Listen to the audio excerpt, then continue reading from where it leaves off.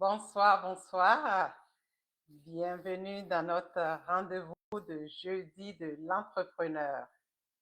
Est-ce que vous m'entendez bien? Dites-moi si vous m'entendez bien. Donc, aujourd'hui, nous allons parler d'un sujet que je pense va nous faire un peu réfléchir. On va parler de l'argent. Plus précisément, je veux parler de qui contrôle réellement notre argent. Donc, je vous invite à écouter ce live jusqu'à la fin parce que oui, on va parler de qui contrôle notre argent, mais je vais vous partager également des astuces pour reprendre contrôle de votre argent. Donc, je vous invite à rester avec moi jusqu'à la fin.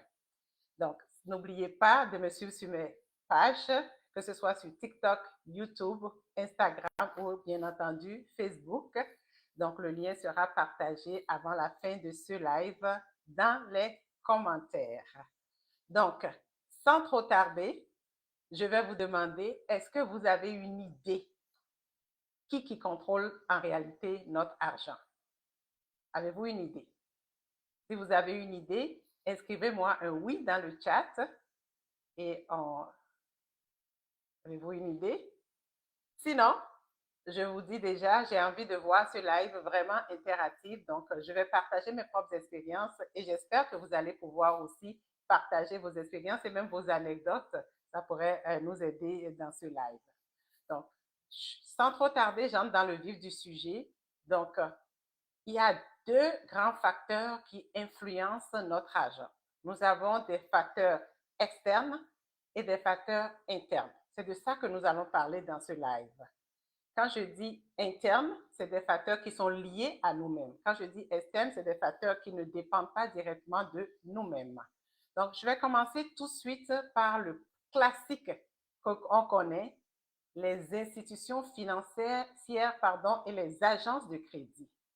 Est-ce qu'il y a des personnes parmi vous, des fois, qui sont attirées par les offres alléchantes que offre une institution financière? Par exemple, on va nous parler de taux d'intérêt très, très bas pour quelques mois ou des agences de cartes de crédit qui vont nous offrir jusqu'à même des fois plusieurs mois sans payer des intérêts sur notre carte de crédit ou des points de voyage. Est-ce qu'il y en a parmi vous qui avez déjà été attirés par ces genres d'offres? Si oui, écrivez-moi un oui dans le chat, s'il vous plaît. Moi, ça m'est déjà arrivé. Par exemple, moi, j'adore voyager et à un moment donné, il y a une institution financière qui m'a approché avec une carte de crédit qui offrait beaucoup de points pour les voyages. Ça m'a vraiment attirée parce que je me suis arrêtée sur le mot voyage et comme j'aimais voyager, je me suis dit, oh, c'est la carte qu'il me faut. Ce à quoi je n'ai pas fait attention cependant, c'était les taux d'intérêt et les frais annuels de cette carte de crédit.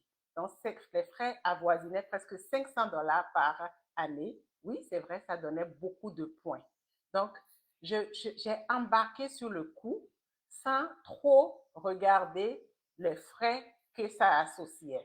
Donc, ça, c'est un exemple concret, la façon dont parfois on peut s'embarquer dans une décision sans même s'apercevoir sur le coup qu'on est influencé par l'institution financière. Donc, avez-vous des expériences de ce genre? Je vois un commentaire. Je vais voir le commentaire que vous avez mis. Donc, je vois Edith qui me fait un coucou. Coucou à toi aussi, Edith. Et coucou aux autres personnes aussi qui se joignent à ce live. Comme je le mentionnais, je voudrais que ce live soit un live interactif où n'hésitez pas à partager vos propres expériences. Donc, moi, je viens de donner un exemple d'une institution financière. Donc, c'est très important de garder ça à l'esprit. Donc, quand on dit qui contrôle réellement notre argent, donc le classique, je viens de le nommer, les institutions financières et les agences de crédit.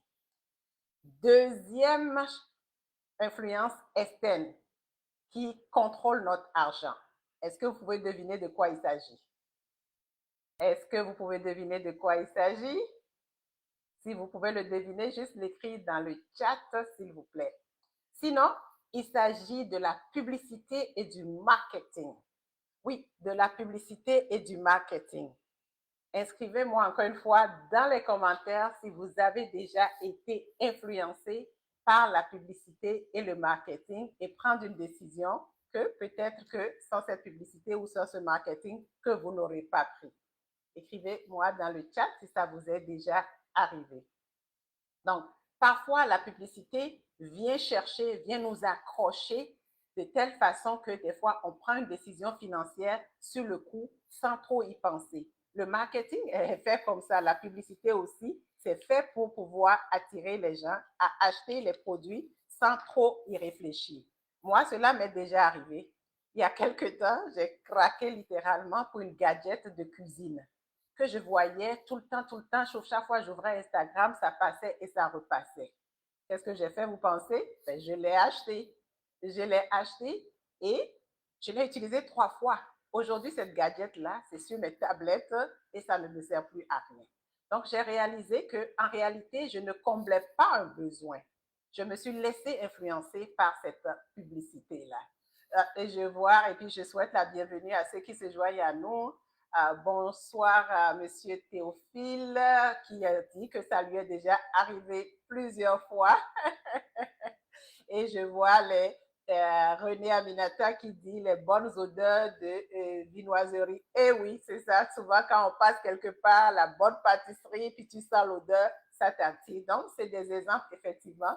Donc, je vous invite à ne pas hésiter à partager d'autres exemples, effectivement. Donc, le marketing, la publicité, souvent, nous amène à faire des achats qu'on n'a peut-être pas planifiés, qu'on fait sur le coup. Donc, ça, c'est le deuxième élément externe. Donc, le premier, je le rappelle, j'ai parlé des institutions financières et des agences de crédit. Le deuxième, j'ai parlé de marketing et de publicité.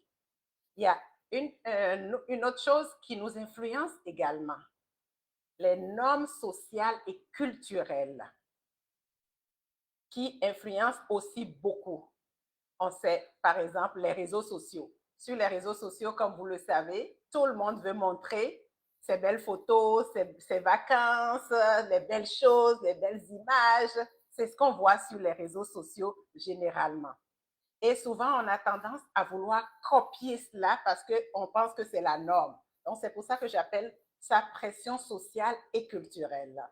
Coucou à Mathia qui vient de nous joindre. Sois la bienvenue, Mathia, dans ce live. Donc, comment est-ce que ces réseaux sociaux m'ont influencé moi-même personnellement? J'ai un ami et pour son anniversaire, il aime tout le temps faire des belles grandes fêtes et puis tu vois, il les montre sur les réseaux sociaux, les photos et à un moment donné, c'est comme si ça devenait une tradition. Donc, pour toutes sortes de raisons, c'est rentré dans ma tête que quand il y a des anniversaires comme ça, ben, il faut faire quelque chose de gros.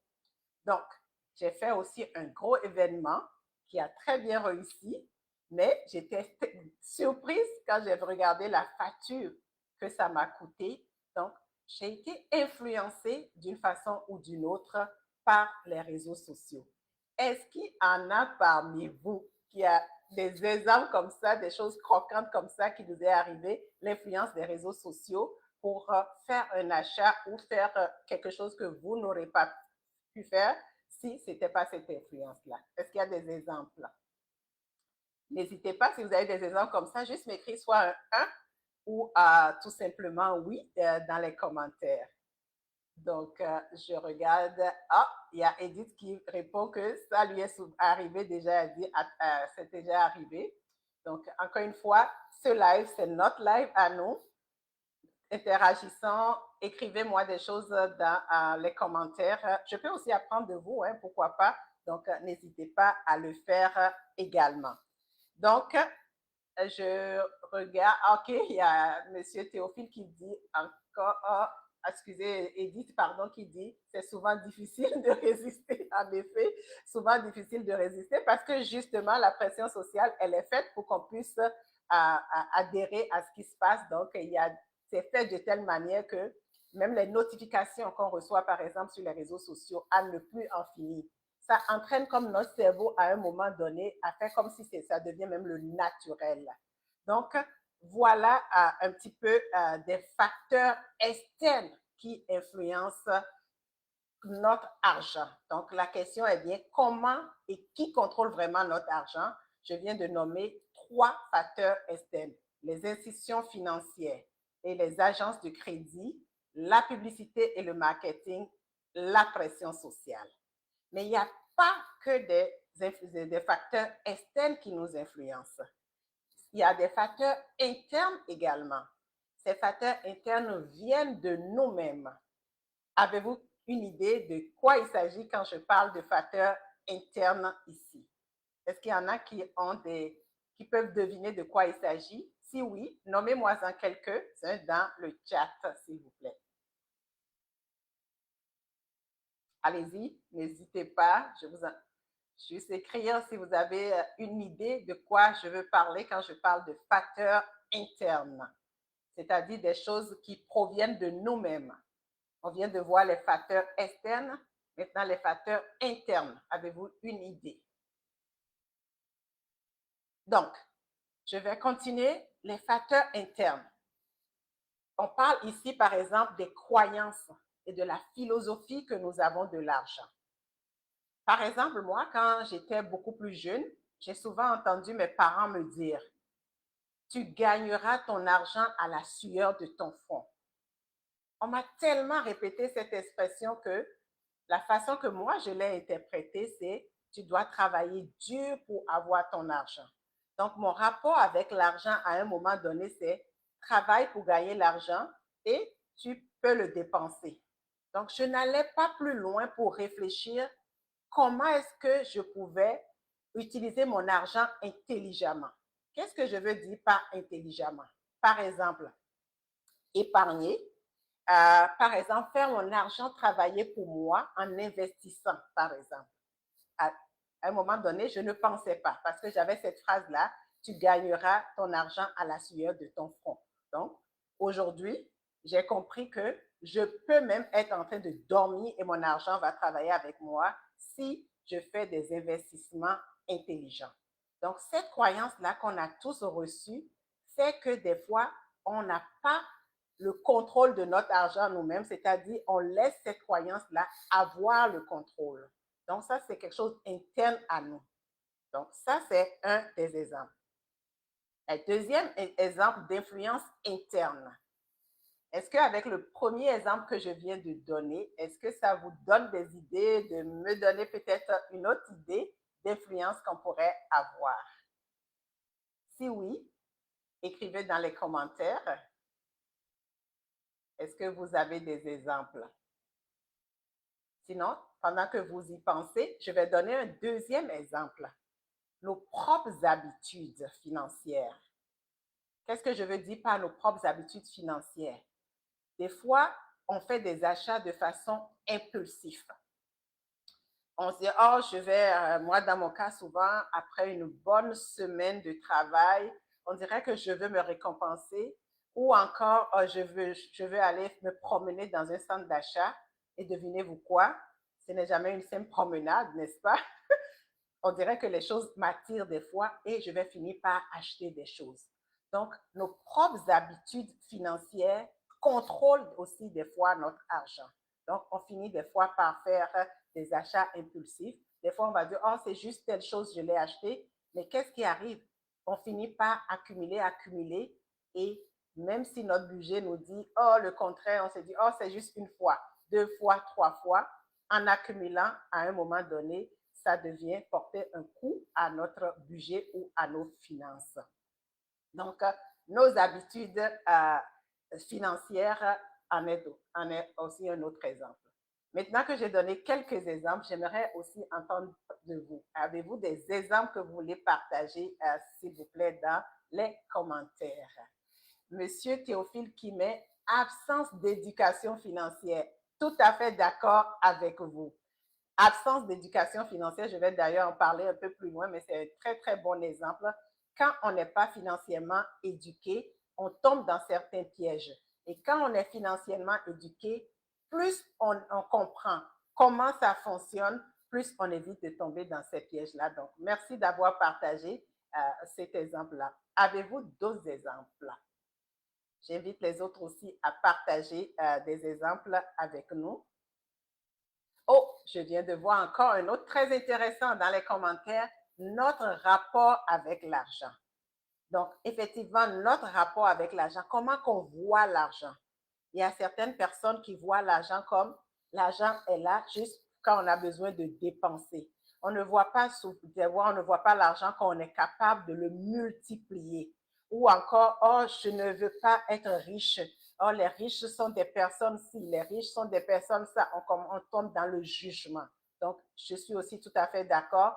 Notre rapport avec l'argent également peut être aussi prendre contrôle de comment est-ce qu'on gère notre argent.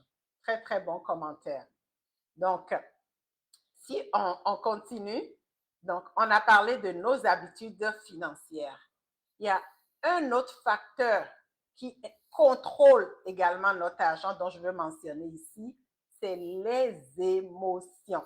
Oui, je répète, les émotions. Souvent, qu'est-ce qui arrive quand on est un peu stressé, un peu fatigué? Des fois, on se met à dépenser. C'est comme si on veut fuir notre problème et on se met à dépenser. Donc, le manque de contrôle de nos émotions contrôle aussi notre argent parce qu'on commence pas à faire des achats ou même peu importe, ça peut être un voyage, ça peut être, on commence à dépenser notre argent pour compenser l'effet de l'émotion sur nous.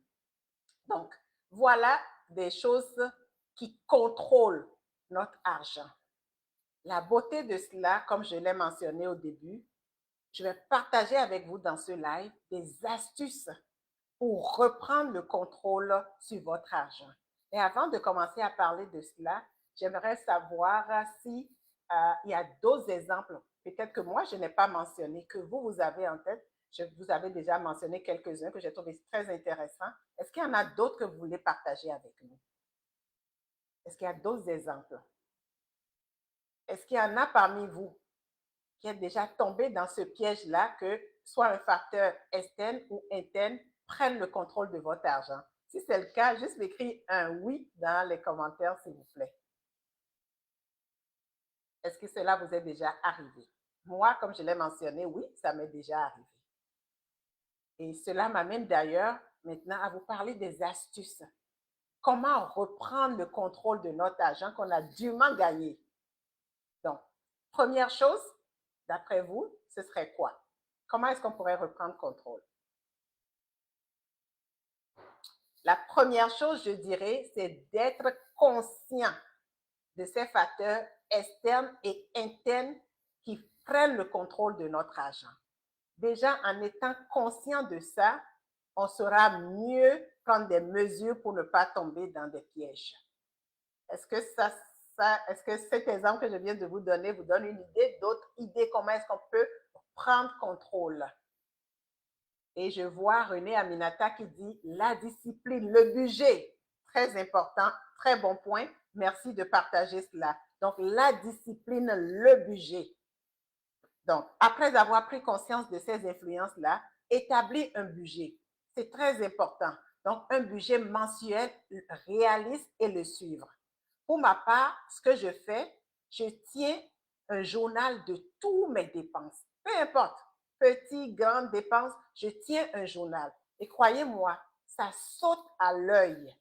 On voit exactement où est-ce qu'on fait parfois des dépenses malheureusement inutiles. Et ça permet de s'ajuster. Donc, effectivement, comme l'a si bien mentionné René Aminata, faire le budget et être discipliné, ça, c'est une autre astuce pour pouvoir reprendre le contrôle de son argent. Est-ce qu'il y en a d'autres qui ont des exemples à partager? J'aime beaucoup ce qui se passe ce soir, cette interaction.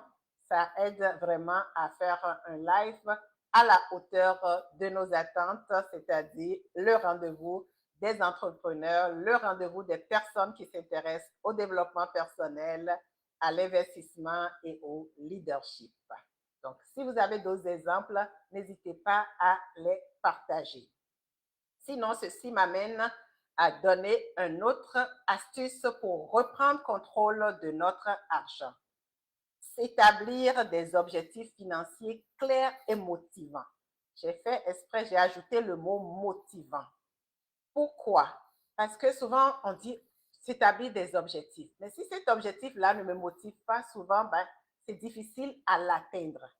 Donc, c'est important que les objectifs, oui, soient clairs, mais soient aussi motivants. Dans mon cas, par exemple, qu'est-ce que je fais quand j'établis un objectif?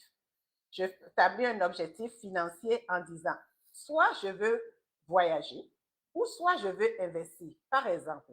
Donc, cet objectif clair et motivant devient comme ma boussole qui m'amène à atteindre l'objectif que je veux atteindre. Donc, je sais que en n'achetant pas des gadgets inutiles, par exemple, je sais tout consciemment que j'épargne pour pouvoir m'offrir ce voyage que je veux faire. J'épargne pour pouvoir faire cet investissement que je veux faire. Je ne sais pas si vous voyez un petit peu l'idée ici. Donc, établir des objectifs financiers clairs mais motivants. La motivation étant le but qu'on veut atteindre, quelque chose qu'on aime faire, qu'on veut atteindre, ça aide toujours c'est une belle astuce que moi j'utilise souvent et croyez-moi, ça marche. Avez-vous des astuces de ce genre? Moi, j'en ai quelques-uns, j'en ai d'autres, mais avant de continuer, je vais voir si vous en avez d'autres aussi à partager avec nous. Je vais regarder, permettez-moi de jeter un coup d'œil dans le chat rapidement. Donc, s'il y en a d'autres, n'hésitez pas. Il y a M. Théophile qui mentionne s'abstenir parfois aux nombreuses sollicitations. Très, très bon point. J'aime beaucoup ce point. S'abstenir parfois aux nombreuses sollicitations. Ça veut dire tout simplement non.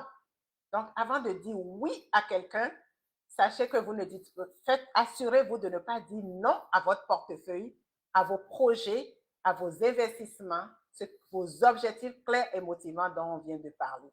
Parce qu'effectivement, on est sollicité de partout, partout, que ce soit sur les réseaux sociaux, que ce soit dans les magasins, partout où on passe, on voit de la publicité, on est sollicité de partout. Il y en a même qui viennent jusqu'à cogner à nos portes pour nous solliciter. Donc, savoir s'abstenir de cette nombreuse sollicitation. Très, très bon point. Un autre point que moi, je voudrais ajouter ici, c'est de se construire des habitudes financières positives. Qu'est-ce que je veux dire par là? Imaginez-vous un seul instant changer une attitude financière, par exemple des achats impulsifs, par une attitude positive. C'est-à-dire, chaque fois que je suis tentée d'acheter quelque chose de façon impulsive, je m'abstiens, je me retiens et j'essaye d'économiser, d'épargner l'équivalent de ce montant-là. Ça devient intéressant, n'est-ce pas? Au bout de quelques mois, vous allez vous rendre compte que ça devient un montant assez consistant qui va vous permettre de faire un projet, quelque chose de plus valorisant pour vous, au lieu de faire un achat impulsif, par exemple. Donc, transformer ces habitudes financières, je vais dire plus négatives, en habitudes financières positives. Ça, c'est un exemple que je viens de donner. Est-ce qu'il y en a qui ont d'autres exemples qu'ils voudraient partager avec nous? D'autres exemples de ce genre ou même d'autres exemples complètement des astuces pour reprendre contrôle de notre argent. N'oublions pas, les astuces ici, c'est comment reprendre le contrôle de notre argent. On a mentionné, comme le titre de ce live le dit, qui contrôle vraiment notre argent. On en a énuméré quelques exemples. La liste n'était pas exhaustive, je le mentionne. Mais là, on est en train de discuter maintenant de comment reprendre contrôle. On a déjà énuméré quelques astuces. Maintenant, est-ce qu'il y en a encore d'autres? Parce que je vois que vous en avez des exemples vraiment très intéressants. Je vous encourage à continuer à le mettre. N'oubliez pas, il y a d'autres personnes qui vont regarder ce live en replay. Vos commentaires, vos exemples, en plus de ce que je partage ici, vont aussi pouvoir aider d'autres personnes. Donc, je vous encourage très fortement à le faire. Et d'ailleurs, je vous invite, s'il vous plaît, partagez ce live avec au moins une personne. Ça pourrait changer la vie de quelqu'un. Likez ce live, partagez-le. On s'engage ce soir. On est une communauté d'engagement. On est des leaders ici. Partagez ce live avec au moins une personne. Vous ne saurez pas, cette personne pourrait aussi le partager avec d'autres personnes. Et même si ça a réussi à aider une seule personne, on aurait fait un petit changement chez quelqu'un. Donc, je vous encourage à le faire, s'il vous plaît. Une autre astuce que je voulais partager avec vous ici, c'est l'exercice de visualisation. Oui, visualisation, souvent on dit la puissance de la visualisation.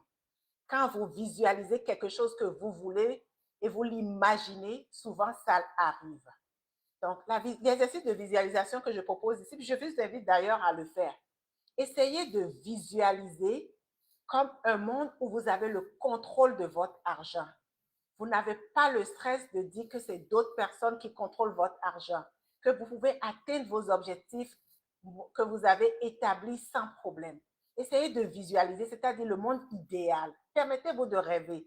Faites cet exercice-là. En faisant cet exercice-là, vous imaginez déjà ce que vous voulez.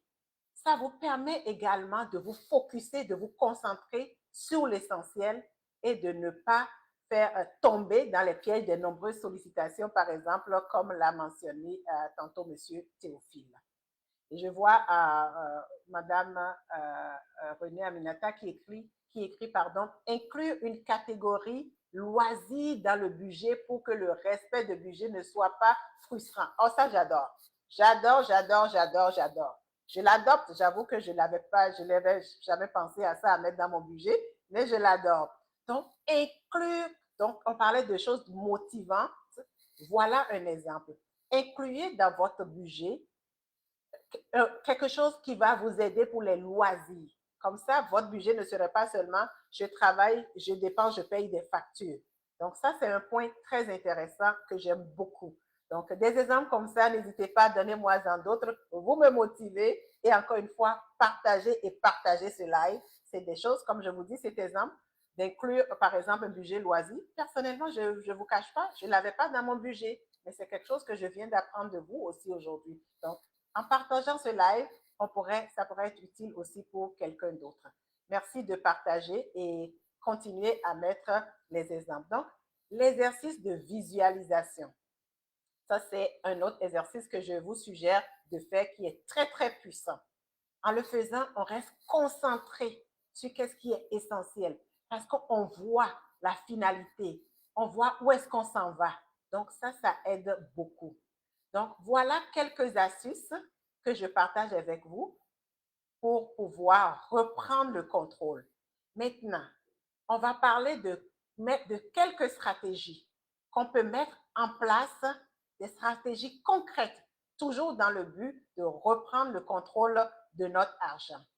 Monsieur Théophile l'a mentionné un peu plus tôt, l'éducation financière, et j'ai mentionné que j'en parlerai un peu plus tard, donc me voilà.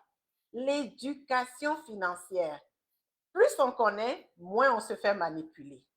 Donc, c'est important de s'éduquer financièrement, que ce soit par des lectures, en écoutant des podcasts, en participant à des lives comme on le fait présentement, en ayant un mentor.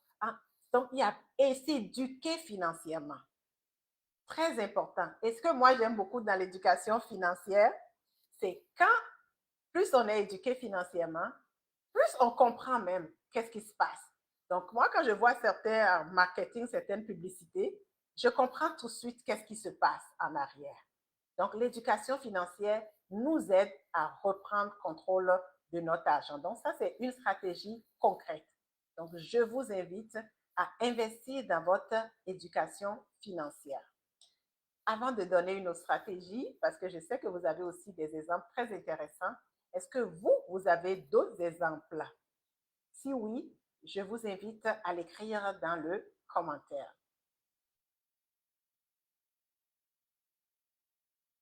Avez-vous d'autres exemples? Donc, en attendant que vous y pensez et partagez avec nous, je vais vous donner encore une deuxième stratégie. Donc, il faut créer un plan financier.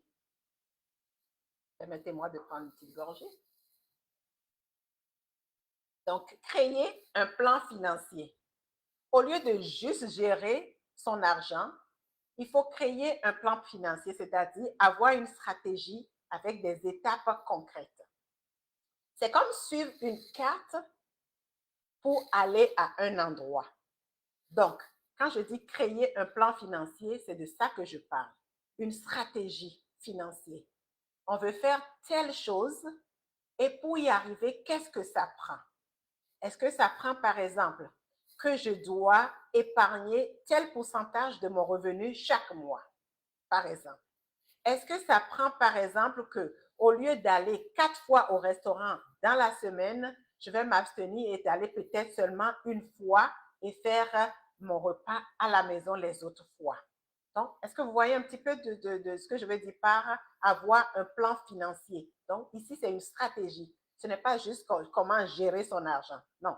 Avoir une stratégie qui nous amène quelque part. On a un but en tête. En ayant une stratégie, un plan financier, pardon, ça nous permet de rester concentrés. Ça nous permet de rester focusés sur ce qui est essentiel pour nous et de ne pas tomber dans le piège des dépenses inutiles, superflues ou même impulsives. Donc, c'est ce que je veux dire ici. Donc, je me tourne encore vers le chat pour voir s'il y a des choses que vous avez partagées avec nous. Je vous encourage, partagez avec nous si vous avez aussi d'autres stratégies, mettez-les dans le chat. Comme ça pourrait aussi servir à d'autres personnes. Encore une fois, n'oubliez pas, partagez ce live, faites-le, ça pourrait aider quelqu'un. L'autre stratégie que je veux partager avec vous ici, c'est de suivre ses progrès. C'est bien beau, avoir un plan, avoir un budget, tout ce qu'on a mentionné ici. Mais il faut les suivre. Il faut suivre les progrès pour pouvoir s'ajuster si besoin. Parce que si on ne les suit pas et que c'est au moment où on pense atteindre notre objectif qu'on se dit, oh, je ne l'ai pas atteint. Non, ça ne marche pas. En suivant le progrès, on peut soit se rendre compte que ça avance comme tel qu'on a prévu et on se félicite. On célèbre ses succès. Ça aussi, c'est important. Ou on se rend compte que à cette allure-là, si on ne s'ajuste pas, on ne pourra pas atteindre nos objectifs. Et à ce moment-là, on s'ajuste parce que le but est d'atteindre les objectifs qu'on s'est fixés. Donc, suivre nos progrès. Ça, c'est l'autre stratégie que je vous recommande. Est-ce que vous avez aussi des stratégies? Avez-vous des stratégies à partager avec nous? Si oui, je vous invite à l'écrire dans les commentaires, s'il vous plaît. Avez-vous des stratégies? Ou encore tout simplement parmi les stratégies que je viens de mentionner, est-ce qu'il y en a que vous utilisez déjà? Est-ce qu'il y en a que vous utilisez déjà parmi ces stratégies? Sinon, je me résume sur cette partie. Donc, pour prendre le contrôle de son argent, il faut prendre conscience des facteurs qui influencent, qui prennent contrôle de cela. Une fois qu'on prend conscience, il faut prendre des mesures pour reprendre contrôle et mettre en place des stratégies concrètes. Et je vois Madame Edith Flore qui mentionne la budgétisation. Oui, la budgétisation, on l'a déjà mentionné tantôt également. Donc, budgétiser, c'est très important, comme on l'a déjà mentionné un peu plus tôt. Merci de partager cela. Donc, avez-vous d'autres astuces que vous voulez partager avec nous? Si vous n'avez pas d'autres astuces, je vais faire une récapitulation de tout ce que j'ai partagé avec vous aujourd'hui, donc sur le thème de ce live, qui contrôle vraiment notre argent. Nous avons vu qu'il y a deux facteurs qui influencent notre argent, des facteurs externes comme les institutions financières, les agences de crédit, la publicité, le marketing, les normes sociales et culturelles comme les réseaux sociaux, par exemple. Et on a également des facteurs internes qui sont internes à nous, c'est-à-dire les croyances et la philosophie de l'argent. Je vais donner un exemple dans ce live. Par exemple, l'argent, on le gagne à la sueur de notre front. Nos habitudes financières, les habitudes de faire, par exemple, des achats impulsifs, l'émotion. L'argent souvent utilisé pour gérer nos émotions. Donc, ça, c'est les facteurs qui contrôlent notre argent. Mais la bonne nouvelle qu'on a échangée aujourd'hui, c'est qu'on peut reprendre contrôle de notre argent et on a nommé quelques astuces pour le faire et des stratégies pour le faire. Donc, j'espère que ce live et ces astuces, ces conseils dont nous avons parlé vont nous faire réfléchir. Vont nous faire réfléchir pour pouvoir reprendre contrôle de notre argent. Et je vois un autre commentaire ici de Madame Renée Aminata. Oui, et puis je me permets de vous le lire. Attention aux cartes de crédit et les payer 100% chaque mois. Faites l'argent avec les banques, avec les points cadeaux en ne laissant pas de solde. Très, très, très bon point. Donc, reprenez contrôle de vos cartes de crédit et payez toujours à 100%. Parce que, comme vous le savez, les taux d'intérêt sur les cartes de crédit sont très, très, très élevés. Donc, quand on ne paye pas le solde au complet, on finit par payer des intérêts très, très élevés. Et aussi, comme l'a mentionné dans le commentaire, prenez avantage des cartes de crédit qui vous donnent des points cadeaux. Qui vous donnent des points cadeaux. Et ça aussi, vous pouvez les accumuler, utiliser. Il y a même certains points qu'on peut utiliser pour rembourser même la dette de carte cadeau. Moi, j'ai une carte de crédit qui me permet de faire ça, par exemple. Donc, l'utilisation des cartes de crédit, oui, mais utilisez-les avec beaucoup, beaucoup, beaucoup de parcimonie. Utilisez-les intelligemment. Oui, très, très, très bon point. Euh, Est-ce qu'il y a d'autres qui veulent partager d'autres astuces? N'hésitez pas. Est-ce qu'il y a d'autres? Si vous n'avez pas d'autres points, c'était ce que moi j'avais à partager avec vous aujourd'hui pour ce live. Je vous invite encore une fois, prenons cet engagement ensemble. Chacun de nous, partagez ce live aujourd'hui avec quelqu'un que ça pourrait aider. Je vous invite à ne pas oublier aussi à me suivre sur mes pages Investimètre. Les liens sont postés dans les commentaires ou seront postés dans quelques instants dans les commentaires. Suivez-moi sur TikTok, Instagram, Facebook et n'oubliez pas, chaque jour, j'ai toujours une nouvelle information éducative à partager avec vous. Merci d'avoir participé à ce live. J'espère que ça vous a aidé. Je vous souhaite une belle soirée et à très bientôt pour d'autres lives interactifs avec votre participation. Merci particulièrement pour votre participation ce soir. Ça a été très, très instructif. Merci à chacun de vous et je vous souhaite une très, très belle soirée. À très bientôt. Au revoir.